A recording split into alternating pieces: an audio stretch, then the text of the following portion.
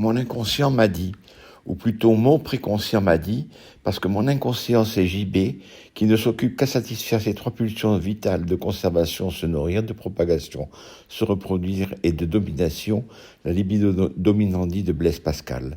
Pour elle, le temps n'est pas une variable d'ajustement. En effet, si le temps s'arrête, elle disparaît, elle meurt. Dans le ventre de ma mère, le temps n'existait pas non plus. Je n'avais besoin de rien parce que j'avais tout. La psychanalyste appellera cet état la béatitude primitive. J'arrivais même à parler par mère interposée qui n'était pas encore ma mère, mais toujours moi, éternellement, du moins je le pensais. Je comprenais aussi qu'il y avait d'autres choses autour de moi, avec ma mère, mais je ne savais pas encore que c'était mon père ou mon entourage, et que j'apprenais déjà à réagir à celui-ci par mère interposée. Puis il y eut ce fait totalement arbitraire. On m'a sorti du ventre de ma mère, alors que je n'avais rien demandé. À partir de ce moment-là, moi, je n'avais plus rien. J'avais donc besoin de tout. Je ne souhaite vraiment cela à personne, même si je sais que c'est arrivé à tout être humain. C'est JI qui pense ainsi. Alors j'ai commencé à me dégager de JB, à me différencier de JB.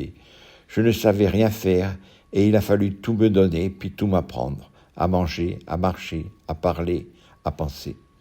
Mais, direz-vous, un animal ne sait pas parler et vous avez raison. Alors, il a fallu que vienne au-dessus de moi quelque chose qui savait parler.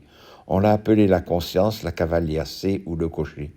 Nous étions la même chose, nous formions la première conscience de Freud, où l'on parlait comme on nous l'avait appris, où l'on pensait comme on nous l'avait appris.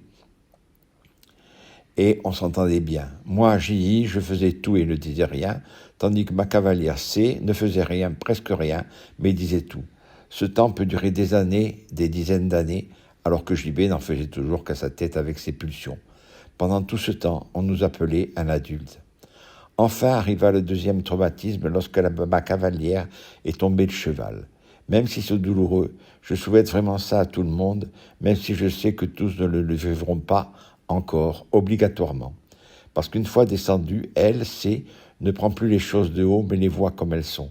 Et surtout parce qu'alors, elle peut s'occuper d'aller mettre le mort aux dents de JB pour en prendre le contrôle avec un simple mouvement de bride, alors que j'en étais totalement incapable seul, malgré toute ma puissance. À partir de ce moment-là, on nous a appelé la sagesse, la vertu. Le philosophe nous a même appelé la béatitude divine par analogie avec la béatitude primitive du psychanalyste.